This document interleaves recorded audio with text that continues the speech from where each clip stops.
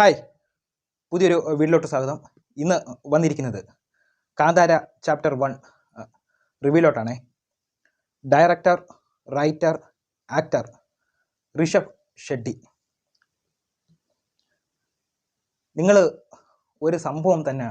കാരണം എന്ന് പറഞ്ഞാൽ ഈ ഒരു പടം അങ്ങനെയാണ് ഇത് എക്സിക്യൂട്ട് ചെയ്ത് വെച്ചേക്കുന്നത്. റൈറ്റിങ്ങിൽ ചെറിയൊരു വിയോജിപ്പുണ്ട്, അത് ഞാൻ വഴിയെ പറയാം. ഈ ഒരു പടം കാന്താര ചാപ്റ്റർ 1 ഈ ഒരു പടം എന്ന് പറഞ്ഞാൽ അത്ര സ്ട്രഗിൾ ചെയ്ത് റിലീസാക്കിയ ഒരു സിനിമയാണ്. ഈ നിങ്ങൾ അറിഞ്ഞു കാണുമായിരിക്കും, ഈ ഒരു ഷൂട്ട് ചെയ്യുന്ന ടൈമിൽ അവരുടെ ക്രൂയിൽ കുറേ പേര് ദുർമരണപ്പെട്ടിട്ടുണ്ട്. അങ്ങനെ അവർ സ്ട്രഗിൾ ചെയ്ത് എടുത്ത ഒരു സിനിമയാണ് കാന്താര ചാപ്റ്റർ 1. ഇതേപോലെ മലയാളത്തിലും ഇതേപോലെ വന്നിട്ടുണ്ട്. എന്ന് പറഞ്ഞാൽ പണ്ട് വൈശാലിയുടെ ഷൂട്ട് ടൈമിൽ 7 വർഷം സ്ട്രഗിൾ ചെയ്താണ് ആ പടം ഷൂട്ട് ചെയ്ത് തീർത്തത്. 7 വർഷം. അതായത് വൈശാലി നിങ്ങൾ കണ്ടു കാണുമായിരിക്കും. അതിനകത്ത് ഇപ്പോഴും കാണുമ്പോൾ അതിൻ്റെ ആ ഫ്രെയിം ഒറിജിനൽ, അന്ന് VFX പരിപാടിയൊന്നുമില്ല, ഒറിജിനലായിട്ട് കാട്ടി വെച്ചെടുത്തിയ.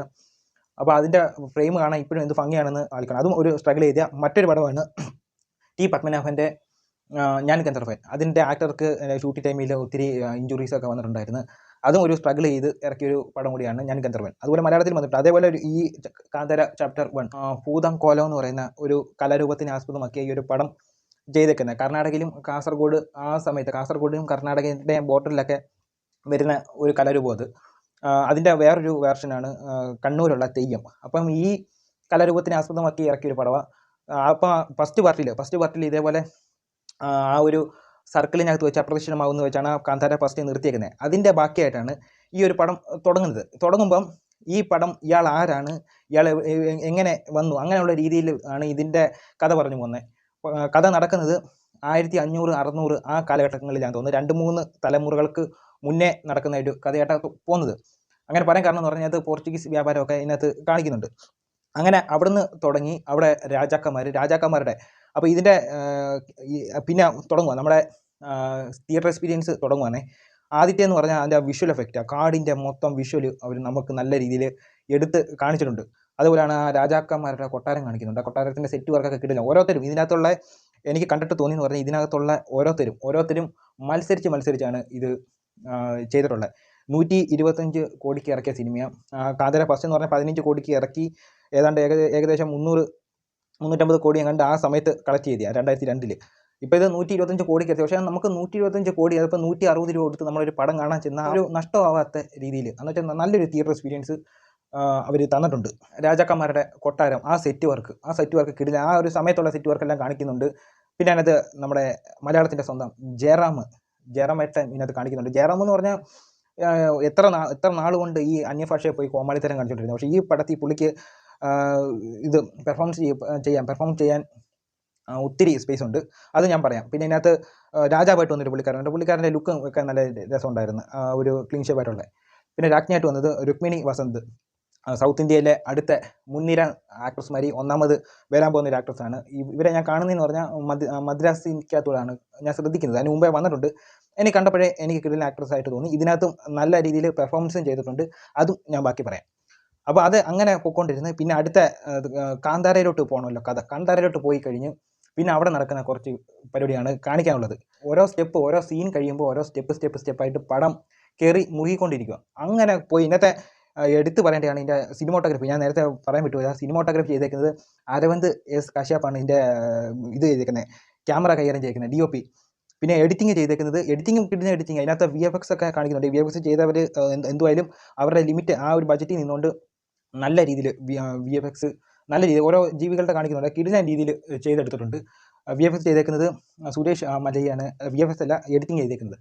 പിന്നെ അതിനകത്ത് മ്യൂസിക്കും പറയാനുള്ള നമ്മൾ കാന്താരയ്ക്കത്തെ മ്യൂസിക് ചെയ്തിട്ട് നമുക്കെല്ലാവർക്കും സ്റ്റാറ്റസും എല്ലാം ഇട്ടിട്ടുള്ളതാണ് അതിൻ്റെ മ്യൂസിക് ആയിട്ടുള്ള ആ ഒരു കലാരൂപത്തിൻ്റെ ആയിട്ടുള്ള വരാഹത്തിൻ്റെ. അപ്പോൾ ആ ഒരു കലാരൂപത്തിൻ്റെ മ്യൂസിക് ചെയ്ത് ഇതിനകത്ത് കാണിക്കുന്നുണ്ട്. പിന്നെ വേറെ ഒരു നല്ലൊരു സോങ്ങും ഉണ്ട്. അതായത് ഋഷഭ് ഷെട്ടിയും മറ്റേ രുക്മിണി വസന്തും തമ്മിലുള്ള ഒരു സോങ് കാണിക്കുന്നുണ്ട്. അത് നല്ല കിടിലൻ സോങ് ആയിട്ട് വന്നിട്ടുണ്ട്. അങ്ങനെ പോയി സ്റ്റെപ്പായിട്ട് പോയി പടത്തിലോട്ട് കൊളുത്തുവാണേ. അതായത് ട്വിസ്റ്റും കാര്യങ്ങളൊക്കെ ഫസ്റ്റ് ഹാഫിൽ എനിക്ക് നെഗറ്റീവായിട്ട് തോന്നിയെന്ന് പറഞ്ഞാൽ ഫസ്റ്റ് ഹാഫിൽ ഞാൻ മലയാളമാണ് കണ്ടിട്ടുള്ളത്. ഇതിനകത്ത് കുറച്ച് കോമഡിക്ക് വേണ്ടി, ഹ്യൂമറിന് വേണ്ടി കുറച്ച് പേര് എടുത്തിട്ടുണ്ട്. അവരുടെ ഡബ്ബിങ് വളരെ മോശമായിരുന്നു. മലയാളം ഡബ്ബിങ് വളരെ മോശം. ഈ കാർട്ടൂണിനകത്തൊക്കെ വരുന്ന മ്യൂസിക്കിൻ്റെ കൂട്ടം അതിനകത്ത് അവർ കാര്യം പറഞ്ഞു വെച്ചേക്കുന്നത്. ഭയങ്കര മോശം, ഭയങ്കര മോശം. അത് ബാക്കിയുള്ളവരുടെ എല്ലാം കിടിലായിട്ടുണ്ട്. രുക്മിണി വസത്തിൻ്റെയൊക്കെ ആരാ ഡബ് ചെയ്തതെന്ന് എനിക്ക് എടുത്തു നോക്കണം. നല്ല നല്ല ഡബ്ബിങ്ങാണ്. മലയാളം പറയുന്ന മലയാളി ആയിട്ടുള്ള ഒരാൾ എങ്ങനെ പറയുന്നുണ്ടോ അതേപോലെ രീതി ചെയ്തു എടുത്തിട്ടുണ്ട്. ജയറാം ചേട്ടൻ തന്നെ കൊടുത്തേക്കെന്ന് തോന്നുന്നു. സെക്കൻഡ് ഹാഫിലോട്ട് വെച്ചാണ് കുറേ ട്വിസ്റ്റും കാര്യങ്ങളൊക്കെ വരുന്നത്. നമുക്ക് ഫസ്റ്റ് ഹാഫിനകത്ത് നമുക്ക് കണ്ടിട്ടുള്ള ആ ഒരു ദൈവത്തിൻ്റെ ഒരു ഇത് കിട്ടുന്ന ഒരു ചൈതന്യം കിട്ടുന്ന രീതിയിൽ കാണിക്കുന്നുണ്ടായിരുന്നു ഋഷഭ് ഷെട്ടിക്ക്. അത് എങ്ങനെ വരുന്നു എന്നുള്ളത് ഇതിൻ്റെ ഒരു സെക്കൻഡ് പാർട്ടി കാണിക്കുന്നുണ്ട്. അത് നിങ്ങൾ കണ്ടോ? ഞാൻ പറയുന്നില്ല, പറഞ്ഞാൽ സ്പോയിലർ ആയിപ്പോവും. കാന്താര ഫസ്റ്റ് കാണുമ്പോൾ ക്ലൈമാക്സ് കാണുമ്പോൾ അറിയാം, നമുക്ക് ആ സീനെ കാണുമ്പോൾ രോമാഞ്ചം വരുന്ന കുറച്ച് സീനുകൾ അതൊക്കെ അതിൻ്റെ തന്നെ കുറച്ച് രീതി ഇതിനകത്ത് കാണിച്ചു വെച്ചിരിക്കുന്നുണ്ട്. പക്ഷേ എനിക്ക് കമ്പയർ ചെയ്യുമ്പം പുള്ളിയുടെ ആക്ടിങ് പുള്ളി ഇതെന്ന് പറഞ്ഞാൽ അത്ര ചില്ലറ കാര്യമൊന്നുമല്ല. അതായത് ആക്ടർ, ഡയറക്ടർ, റൈറ്റിങ് ഇതെല്ലാം കൂടി ഒരുമിച്ച് കൊണ്ടുവന്ന് ചേർക്കാന്ന് പറഞ്ഞാൽ അത്ര ചില്ലറ കാര്യമല്ല, അത്ര നിസ്സാര കാര്യമല്ല. പക്ഷേ പുള്ളിക്കാരൻ അത് നല്ല രീതിയിൽ ആക്ടിങ് ചെയ്തിട്ടുണ്ട്. ആകെ ഞാനത് റൈറ്റിങ്ങിൻ്റെ കുറച്ച് മിസ്റ്റേക്ക് ഞാൻ പറഞ്ഞിട്ടുണ്ട്. അത് എനിക്ക് തോന്നിയതാ ഞാൻ പറഞ്ഞിട്ടുള്ളത്. പുള്ളി അടുത്ത നാഷണൽ അവാർഡും കൊണ്ടുപോകാൻ തോന്നി ഈ ആക്ടിങ് ഒക്കെ കാരണം. പിന്നെ ട്വിസ്റ്റും കാര്യങ്ങളെന്ന് പറയുമ്പോൾ ഇതിനകത്ത് ജയറാം ഏട്ടൻ്റെ പെർഫോമൻസിന് ജയറാം ഏട്ടന് പെതുക്കെ ഉള്ളൊരു അവസരം കൊടുത്തിട്ടുള്ളത്. പക്ഷേ അങ്ങോട്ട് കത്തി കയറി അങ്ങോട്ട് വരുന്ന സമയമായി ഇപ്പം ജയറാം ഏട്ടനെ കത്തി കയറിയില്ല. നമ്മളിപ്പോൾ പെതുക്കെ കയറി വാ ജയറാം ഏട്ടൻ്റെ നമ്മൾ പറയത്തില്ല, ഇങ്ങനെ ഓരോ സ്റ്റെപ്പായിട്ട് കയറി വരിക. അപ്പോൾ നമ്മുടെ മനസ്സിൽ തന്നെ വരും വാ എന്നുള്ള രീതിയിൽ വന്നു കഴിഞ്ഞിട്ട് അപ്പം തന്നെ വെള്ളം ഒഴിച്ച് കെടുത്തുന്നതിൻ്റെ കൂട്ടാക്കി കളഞ്ഞ് ജയറാം ഏട്ടൻ്റെ പെർഫോമൻസ്. ഇനി അടുത്ത രുക്മിണി വസന്ത് എന്ന് പറഞ്ഞാൽ നല്ല പവർഫുൾ ലേഡി ക്യാരക്ടറായിട്ടാണ് ഇതിനകത്ത് ചെയ്തേക്കുന്നത്. നല്ല കിടിലിനായിട്ട് അത് കൈകാര്യം ചെയ്തിട്ടുണ്ട്. രുക്മിണി വസത്തിൻ്റെ കാര്യം എന്തെന്ന് പറഞ്ഞാൽ രുക്മിണി എനിക്ക് പേഴ്സണലി എനിക്ക് ഇഷ്ടപ്പെട്ട്, ആക്ട്രസ് കിടിലായിട്ട് ചെയ്തിട്ടുണ്ട്.